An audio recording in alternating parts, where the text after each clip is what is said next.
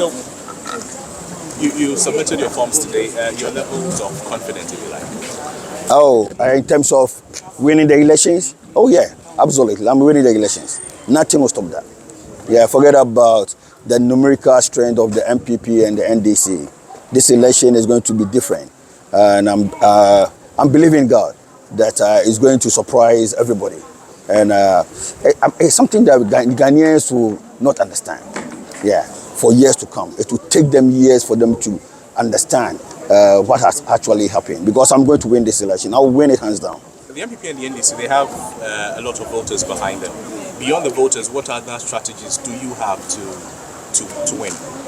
I have a lot of voters, more than you can see. You know, we have more voters than them.